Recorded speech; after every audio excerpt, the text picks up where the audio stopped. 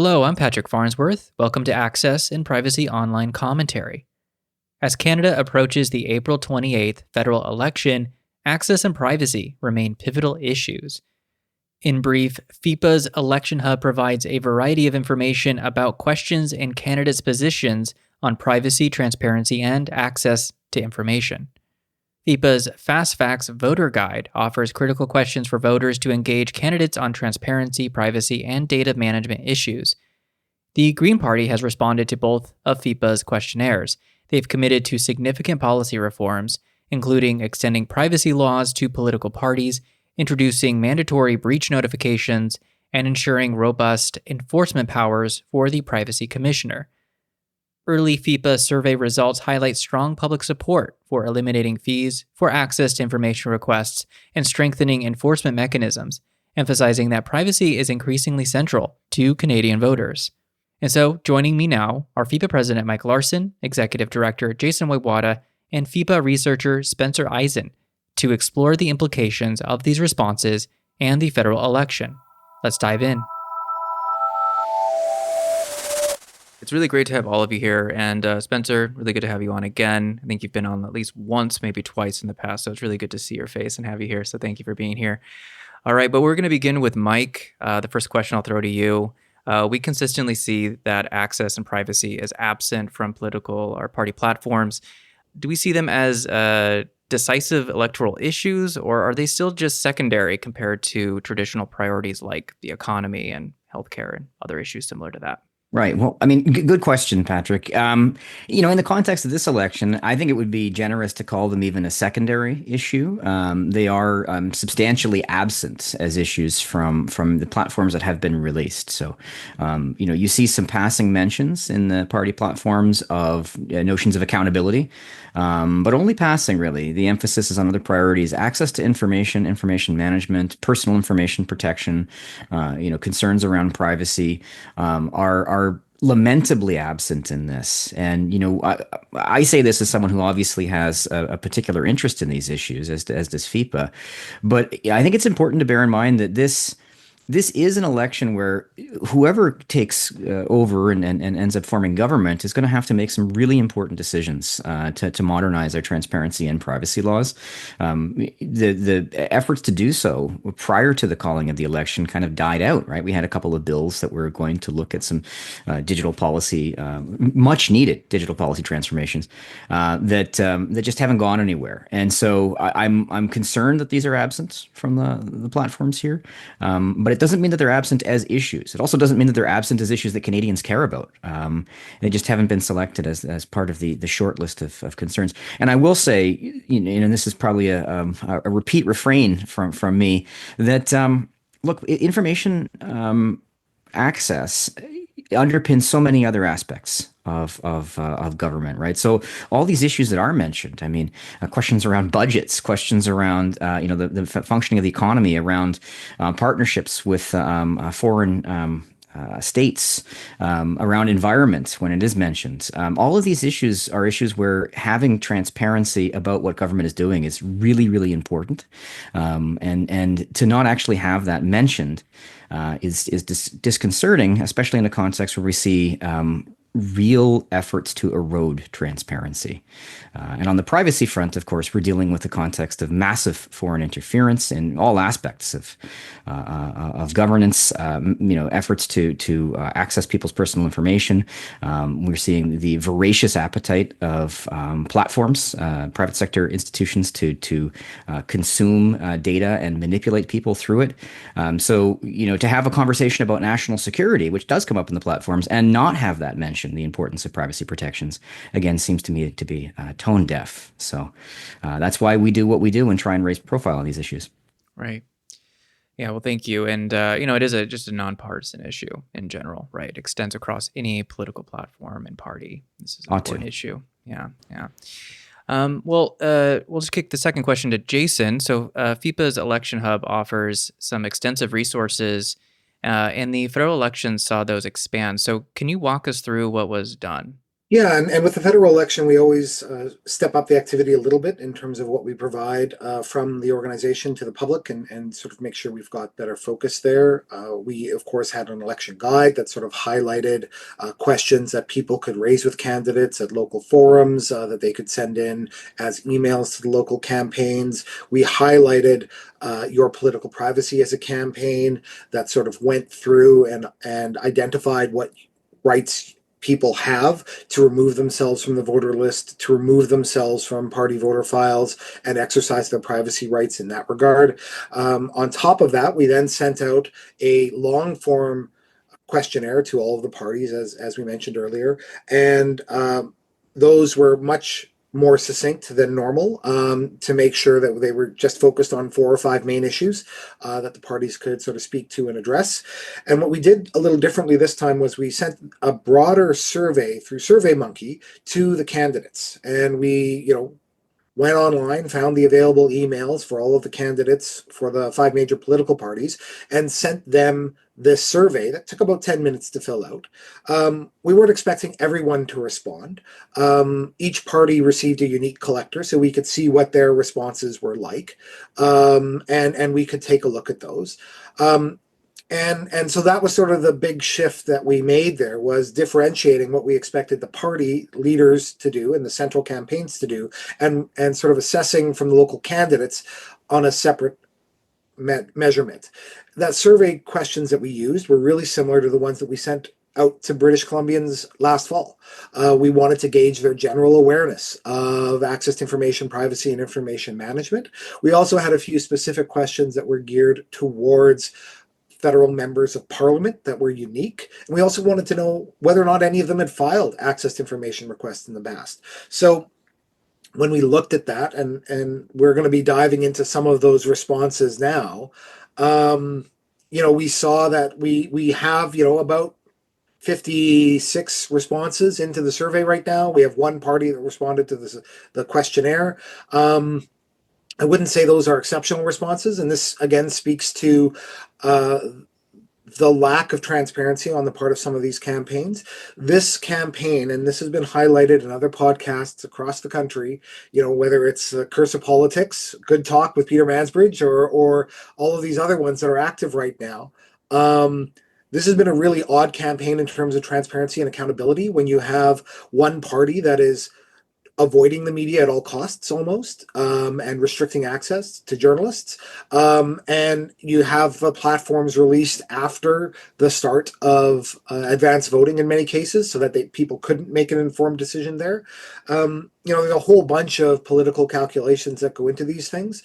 And ultimately, I think what we're trying to do is make sure that we've raised this issue and raised its awareness, both with the candidates and with the public, and that after this campaign is all said and done, we're going to be going back in to do a few other things, but we'll talk about that more later. Yeah, we wanted to get some more general questions. And from these results, I mean, have you guys seen anything that stands out to you? Surprising trends, unexpected commitments from any of the major parties? Well, I want to hear from Spencer on this one to start. We got the green response. Spencer, what did you see in that green response? Because when I looked at it, it seemed to have a lot of emphasis on information management. The green response to me indicated that they were very attentive to the conversation, which I think we can especially appreciate when this isn't necessarily an election-winning issue, as much as we might perhaps like it to be, and I certainly would. But things like mentioning that the information and privacy commissioners need to have the ability to compel records. They need to be able to review records, particularly instances of cabinet confidence. Officers who are administering the Access to Information Act federally need some form of statutory independence. These are all things that people have been asking for a very long time. So on one hand, yes, we might see this if you're in the information and privacy world, you might perceive this as more of the same. But I would counter that to say, one, they're the only party saying anything. And two, they did approach this with a lot more particularity than we typically get from these type of questionnaires. There were like multiple paragraphs dedicated to rather specific issues related to record keeping, related to proactive disclosure. And yes, there's more details to hash out there for sure. As Jason, you'll certainly know, I'm not necessarily a fan of aimless proactive disclosure. I would like to see proactive disclosure with an end attached to it. It's not necessarily for an end to itself. And it is part of a larger participatory regime that we need to work towards, and making access to information more generally an experience and an interactive part of being an informed citizen. So there's work to be done there, but I think what stands out to me with the Green platform is that they are attentive to the conversation, and the party, frankly, is I think quite useful from a civil liberties perspective, particularly in British Columbia as well as federally, to have in the legislature. They're a pretty consistent voice that the civil liberties community can rely on to communicate these things. So I think, to me, the platform indicates that this is the party that particularly access to information advocates need to be looking to kind of put pressure on whoever forms governments to advance these issues, because they know the conversation super well. And even if they don't have a lot of the particularized ideas set up, they're able to participate from a place of alertness, which is, I think, more than we can say for everyone else in the campaign. I think it's important to highlight, we are a nonpartisan organization, and we're not advocating how people vote one way or another in any of this. There's lots in that Green response I saw as well. Like when they talked about the fees, they talked about getting rid of additional fees and maintaining the application fee. There's lots of things you can quibble with in their response as well, from an access and privacy side as well, when you dive into it. But that said, they at least made that distinction, and it was an interesting distinction for them to make, and it was valuable to have that discussion. And so that's, I think, what I appreciated in their response, was they weren't scared to sort of go into some of those details in greater depth than we've seen, in terms of just saying, "Oh, we want to have greater transparency on the part of government." So that was good to see. Yeah, and they link access to information to this broader ecology of transparency. That's a term from a American law professor, the name of Seth Krimer, wrote about it in 2008 and again a few years later. But it's all about expanding what we conceive the mechanisms of transparency to exist of.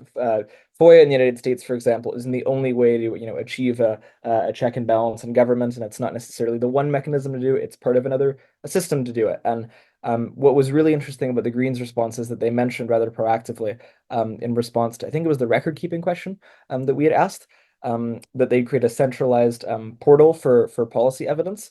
Now, regardless of the issues that of implementing that might arise regarding civil service policy advice, it's still to me that idea recognizes that it's not just government emails that actually matter to people, or briefing notes that actually matter, but it's how those things come together and actually result on the inside on advice being delivered up to the people with who we elected, or senior civil servants. So to me, even making that linkage in a participatory sense is really important, and is a step ahead of, I think, where most transparency conversations have kind of got stuck in the past. And I think moving forward, particularly in 2025, when we're seeing the global erosion of democratic institutions, the really small things like this that expand the scope of what we want freedom of information and privacy to do,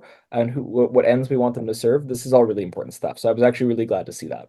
Yeah, I agree. And I mean, in addition to being the only substantial response, and Spencer, as you note, is actually pretty detailed as a response, in some ways a wish list of some issues that the advocacy community has been pushing at for a long time. I think that the Green response suggests that there's a departure from the norms when it comes to the status quo of transparency. For example, it's been a fight for so many years to try and increase the capacity of Canadians to know about the decisions of cabinet, the Prime Minister's office, to have robust public interest disclosure principles embedded in our laws.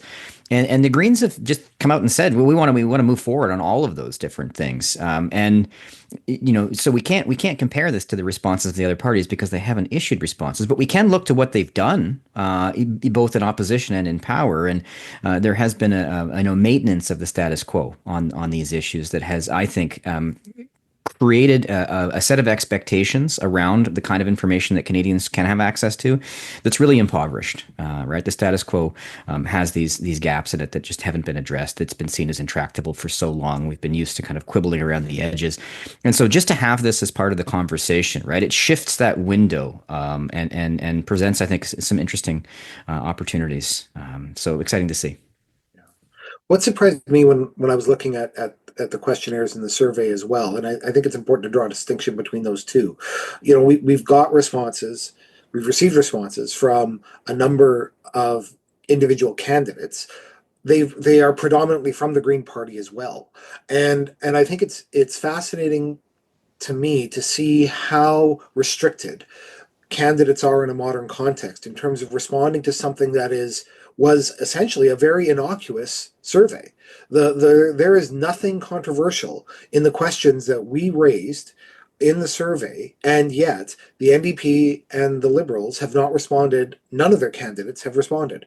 And all those questions are doing is asking them if they've filed an access to information request.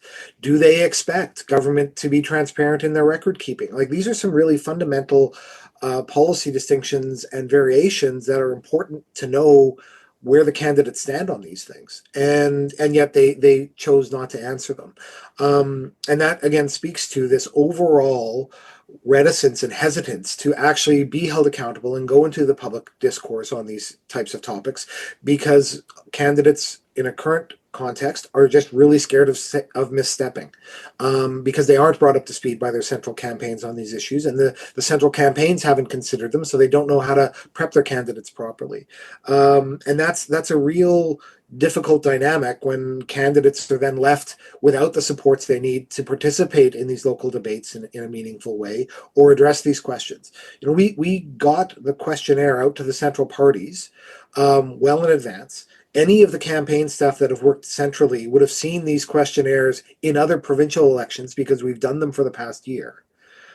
And the survey questions we raised again are pretty straightforward. So, it'll be interesting to see how this sort of moves forward a little bit and where that goes. But I know that once this campaign is over, that's one of the things we're going to be following up with. When we look at some of these other dynamics, then, like in terms of another dynamic that I was interested to see was this concept of the Privacy Commissioner's enforcement, the OPC, the Information Commissioner's Office, the strengthening of independent offices. Like, these are core issues that we've been advocating for in the past, and that civil society has been advocating for. I'm just wondering, like, what was the takeaway from this campaign for the Assembled on that issue? Well, we can talk about the questionnaire response from the Greens, which indicates a strong endorsement of the powers, the oversight powers, the investigative powers of the Information and Privacy Commissioner's Office, extending their ability to investigate claims of cabinet confidence, for example, which has been seen as being a real red line, historically speaking. Giving them greater investigative powers in general, powers to issue administrative monetary penalties, these kinds of things. So there's an endorsement on that front. When it comes to the survey, and again, we certainly don't have a representative sample, and we don't have an equal sample of parties, which is part of the problem on this. But what we see is a strong level of endorsement for the recommendations, right? The investigative powers and recommendations of commissioners. So, one of our questions asked, I expect a public body to create and maintain full and accurate records necessary for the efficient and effective administration of activities. Strong endorsement of that, and we also see strong endorsement of the role of commissioners and independent officers of Parliament there. That's good to see, and I think that in some ways needs to be read in the context where we're seeing a lot of pushback on the powers of both judiciary, right, if we're looking south of the border, and also on the powers of regulators and oversight bodies, right, this kind of entrenchment of authority within kind of centralized government. So it's good to see that kind of endorsement. It's just a general note. The responses we got don't suggest that, they suggest that people, I think, are very committed to these issues, but not that they're very experienced with them. And that's a really interesting kind of dichotomy on this, right? Because we would expect perhaps that folks, who are listeners to this podcast, who are familiar with information and privacy issues, well, of course we care. But, many of these candidates who have responded have never responded to or have never filed an access to information request before.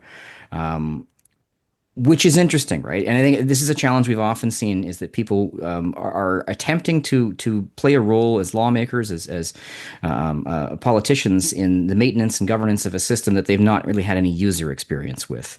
But so I think their heart's in the right place on this. I don't know if I would expect to see more access to information experience or privacy experience from people running for office there, but it's worth noting, right? This is not an issue that people are putting on their CV as a matter of experience. I was pretty pleased to see that the Green Party was open in its questionnaire response about funding. This has been a fantastically detrimental issue to the Information Commissioner federally. They've long needed more money from the government and haven't been able to get it to grow their responsibilities. The Greens came up with a pretty solid answer on that, which was as responsibilities grow, funding must follow. Right now, this has not been the case federally, but to see a strong endorsement of that, I was very glad to see. And again, points to the fact that they might not have a lot of experience, and this is indicated by the candidate responses in terms of filing requests or working on them in the event they were involved in government in some capacity. But again, they are alert to the issues, and they are aware of the principles that underlie particularly the independent adjudication of these, ostensibly nonpartisan laws that have both of quasi-constitutional status and have been with us since the 80s. And it's a prerequisite for us, certainly, that the independent officers of Parliament are able to exercise their functions independently, adjudicatively, and investigatively. But also when it comes to establishing the offices and maintaining them, for that work to follow monetarily. So I was very, very pleased to see resourcing for parliamentary officers be supported in their response for sure. Just to go back to the surveys for a second as well with this, I think my takeaway from this is that the responses that we're seeing there do not vary greatly from the responses we saw from the general public. And to me, that speaks to these are deeply held values in a democratic society and in a civil society, that transparency, access to information, privacy are seen as fundamental human rights and are important fundamental human rights, regardless of whether or not you have a platform position on them. And the issue that I think this identifies is that when we see the public broadly supportive of these broader concepts, we see the candidates aligned with that. When they get elected and they then form government, there's something that changes.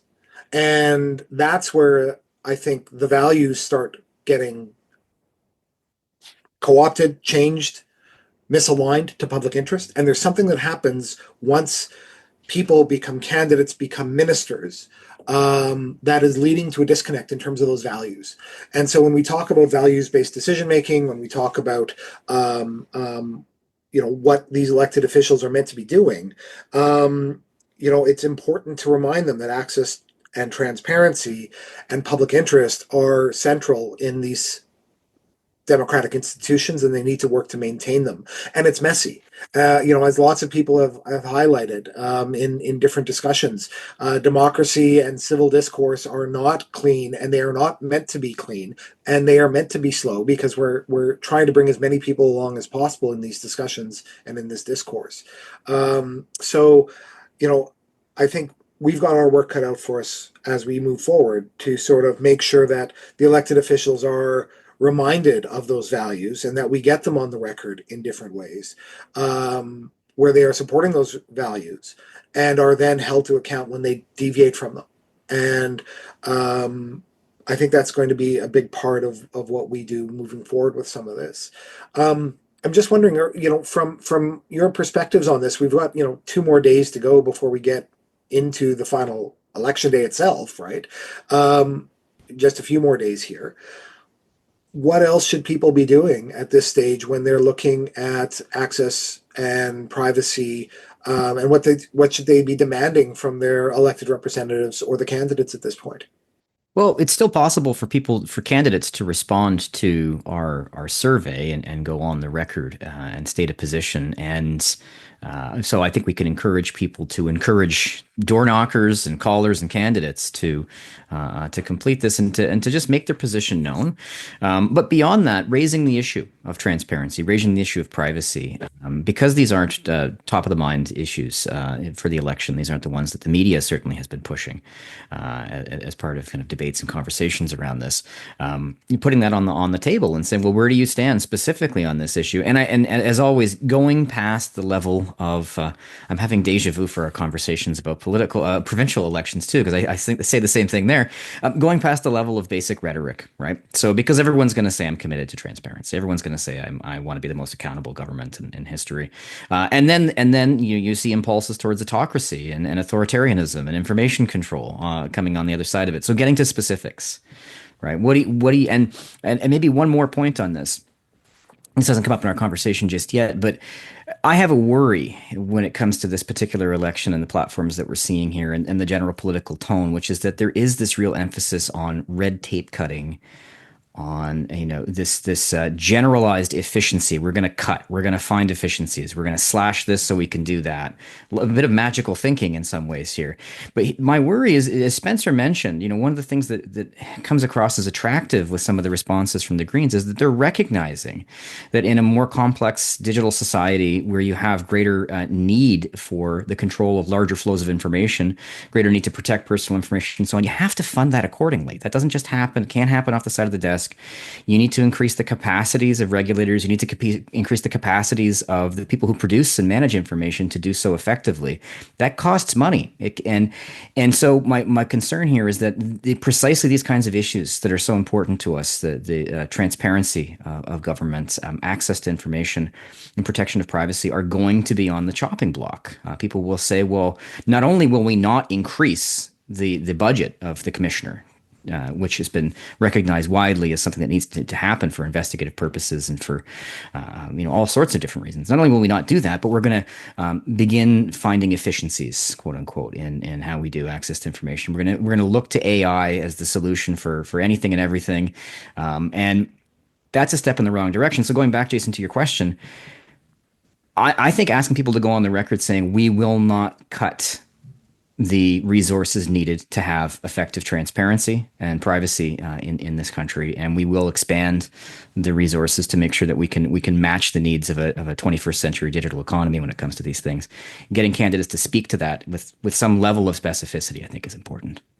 Yeah, Mike is absolutely right about that for with 100% certainty. The rhetoric of efficiency, I think, can be very much a red herring. And it is one of those words which it's morphed because in political theory of administration, we're attentive to these words: efficiency, economy, effectiveness, and fairness is the central values that guide public service. I think there's a bit of value capture going on with efficiency for sure contemporarily in North America, but what I would stress when we're evaluating these platforms is that open government is not necessarily inexpensive, and particularly open government that is participatory and is truly responsive to the information needs of citizens and residents in Canada. These are not things that are inexpensive. Records management, for example, is we're talking about the information technology infrastructure of the federal government with hundreds of thousands of employees. These are and yet those are that technology is implicated in how we talk about transparency. Whether you use Microsoft Teams or Slack or any of these softwares to conduct government business. Signal, for example, we're seeing that this is a huge thing in the United States. There was a story out of the United Kingdom, I think about a month ago, of a minister who was using ChatGPT for policy advice. These line of business systems that were using in our day-to-day lives over the course of work, in various organizations. When you bring that into a government context, it really changes things because those systems have to be they're socio-technical systems. They're not deployed without a set of values imbued in that technology. And bringing that very sociological thinking to government might sound a little abstract, but I think it is really material here because if you're conducting government business, for example, on an unauthorized platform, how do we have a record of that? that becomes really important. If I was working at the Library and Archives of Canada, I'd be a little bit worried, and I'm sure there have been worried for a very long time before I caught on to these very issues about these sorts of things. So what I would really stress is that I prefer the term inscription management when we're talking about record keeping, about data, because that's fundamentally what all of this is. And what we're really concerned about is not as what and as a voters, before we talk about disclosure, we have to talk about and think about who's going to do the best job in supporting proper steward keeping or stewardship of the public record before it's disclosed. Who's going to commit to putting to doing the work to ensure that the civil service is able to produce informed policy advice, ministers are able to act on that, and then that all operates in what I think we need to work to is this very participatory ecology of transparency. And I think it starts with being realistic about the language of efficiency and thinking really consequentially about what support for the public service needs to be in the 21st century for sure. The irony to me is that the need for efficiency necessitates better information management, and that there is greater efficiency by having better information management. And what we're seeing both from your research, Spencer, and other locations is that government has been working to become more agile, and that means while the previous stereotype of government is as this great big bureaucracy that has tons of policies and is very slow moving and unable to act or be agile, the public was upset with that. The public called for them to be more agile. They've become more agile, and in the process, they've shed policies, procedures, and standards in many cases, and that absence is leading to the inability for them to navigate and maintain the records that we also expect them to keep, because the public expects the government to both have the information management system in place and be agile, and they should be able to do both of those things. But what we're seeing when we're making these requests and we're looking at what they're doing, they're becoming more agile, and that means they're moving fast and breaking things. And that's why we're seeing breaches at Life Labs. That's why we're seeing breaches at Interior Health and other locations. And that impacts the personal information that our public bodies are collecting about us. That is a massive privacy concern about our personal information, and it's an access to information concern, and it's an information management concern. So those three things, and when I've been thinking about this Venn diagram, they all intersect in these issues and are something that our elected politicians need to keep in mind and our governments need to keep in mind once they're elected. I'm just hoping that as we move forward, we'll be able to, keep looking at some of these things. Is there anything else folks want to add on privacy or access at this point before we sort of wrap up into what we need to do next? I think I want to get into the conversation about where we go from here. Yeah. Okay. So where do we go from here, Mike? Oh, okay. Well, the election will resolve. I mean, it really does depend, doesn't it, on obviously where the election goes. But in general, on this, I think we're going to have to continue to advocate on all of these issues, and particularly pushing for greater specificity in where people are standing on these things, getting folks on the record. I think we'll want to see very quickly, whoever forms government, are they going to pick up the pieces of legislation that had been working their way through the system, or are they going to recommit to making those part of a legislative agenda? Because there are, certainly on the privacy front, there are a number of bills that have been kicked around for quite a while that address much needed issues. So we'll see, and we should be calling for people to not waste that work, that tremendous amount of work that has taken place, not just from government, but from civil society and the bureaucracy and Canadians as well. Will we see a resumption of that? I think also this election has been defined so much by the United States and the implications of the United States politics for Canada, as is appropriate, right? Of course it is. What's happening in the United States has massive implications for the privacy rights of Canadians. And that's something that hasn't been part of the platforms.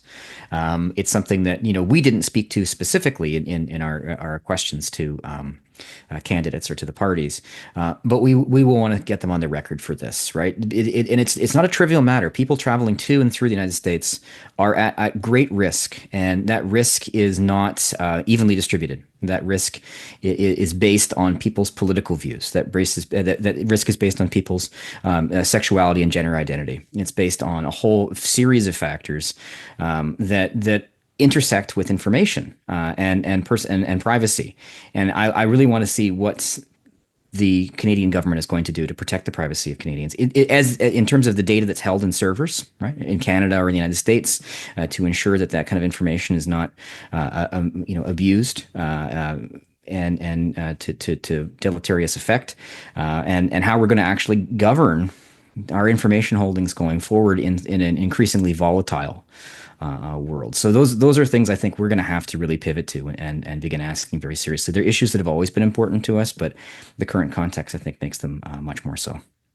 Spencer, what do you think? Like Mike said, I think it's very dependent again who actually ends up forming government. I totally agree with the issue that the border and privacy rights is I think a point of contestation that I certainly unprecedented in my life. And I can't remember points in time in which I've been this concerned about the prospect of myself or my friends. I'm a post-secondary student traveling back to the United States from university. So I think it's a point in time in which with the election being defined by the United States, I think we should be a little bit more concerned about the intersection between sovereignty and civil liberties, particularly in border spaces, for sure. Data residency and government information technology is something that I'm beginning to think about a little bit more. I can't say I've developed a lot of solid thinking about it, but my train of thought has been as someone who's been studying government's use of technology like Microsoft Teams and Office 365. It's looming in my mind a little bit more now that those are American companies, and Azure too. It's part of Microsoft Azure, also American, and Google and Amazon and all of these information technology companies that governments variously across the country depend on in Canada. I don't know what the consequences are yet of those being American companies at the moment, particularly as we're watching the rule of law degrade quite rapidly down there. This morning, before I hopped on the podcast, I was getting some news alerts about the FBI detaining a judge for allegedly obstructing ICE. I can't say I know more details of it. That's close to a verbatim reading of the headline I recall. But how do we feel about the government of Canada using Microsoft Teams at the moment? I mean, or rather, the question we should be asking is, does that have any effect on our ability to guarantee the civil liberties of citizens and residents in Canada? I'm looking for more thoughts on this more generally, and I'm curious to hear what other people have to say. But in my mind, I was telling Mike and Patrick before we started on here earlier that there's the intersection of antitrust and privacy that's really prominent in the United States, and it's also coming up a little bit for me, not as much in the private sector context domestically here, but certainly in relation to how really large American technology companies are also the sources of government information technology by and large here. And do we have Canadian alternatives? I'm not sure. Is that worth it? Not sure. But it is a question that is looming in my mind, and I don't know how I feel about it. Well, and as I've said in a couple of other public forums, I'm getting frankly sick and tired of all foreign interference being framed as China and India, without really recognizing the foreign interference of Russia and America in Canadian politics. And I think it's a disservice to what we're seeing in a modern context, because there is no difference between the Russian Times and Fox News in my mind increasingly, and that is deeply concerning, or One America Network. And at some point there needs to be an understanding of what that means. The ongoing debate and the blowout that happened in this election at the debates with Rebel News Network, and what occurred there was deeply concerning in terms of civil liberties and what is taking place. So there's a bunch of things that are intersecting in this space that make this a little bit more complex, I think, Yeah. from my perspective on some of this. Well, and maybe just to touch on that for a second, very quickly.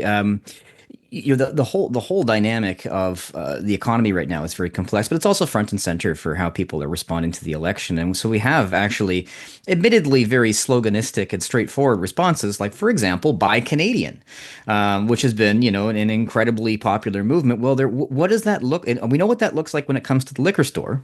We know what that looks like when it comes to supporting local businesses. What on earth, to Spencer's point, does that look like when it comes to the information infrastructure for governments in Canada? What does it look like for our privacy and our information ecosystem when it comes to platforms and social media?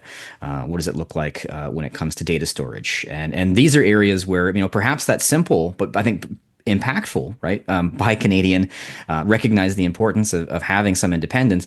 Maybe that conversation needs to transfer into the field of privacy and transparency in ways that it hasn't yet. Yeah. And I think one of the other things for us to follow up on in this is not just bringing that issue to the forefront, but also in a more focused way, looking at elected officials, because they are the ones that write the legislation, and they may choose to disregard the comments and the research and the advice that they are getting. But right now, it's important that they be brought up to speed on these issues in a manner that hasn't happened in the past, because their lack of expertise in these areas is putting our personal information at risk and the information of Canadians at risk.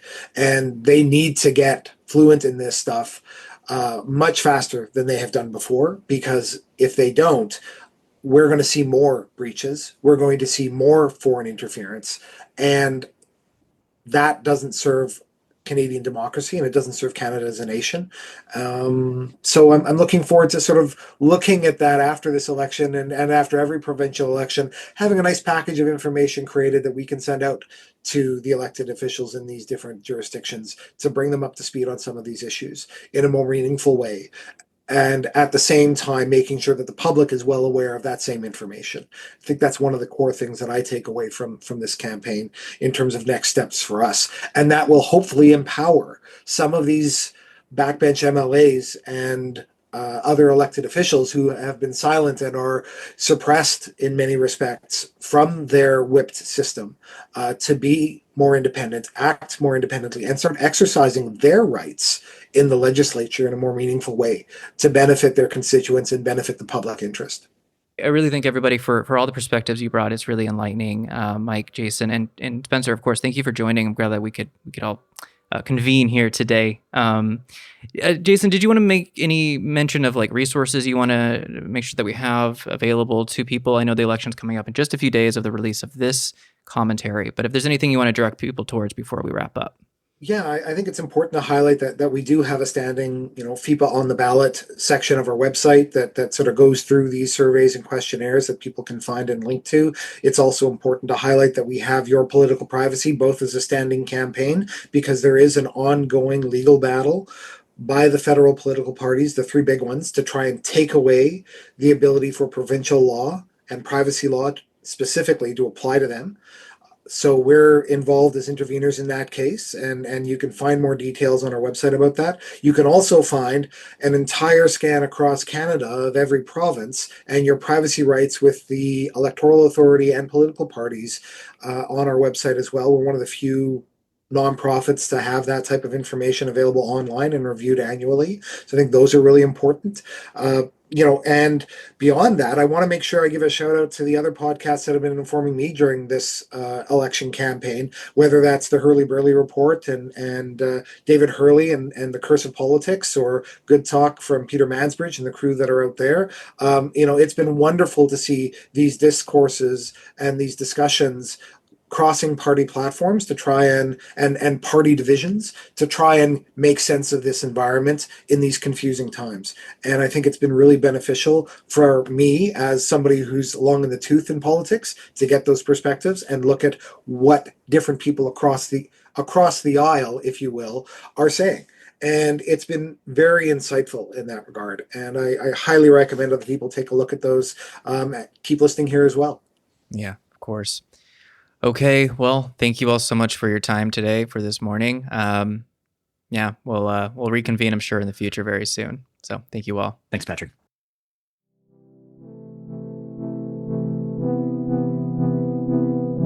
Access and Privacy Online reviews the headlines and delivers deeper commentary on a regular basis. Be sure to subscribe to get the full episodes every week and get notifications when we release show segments and other commentary throughout the week. We look forward to hearing from you soon. Have a good one.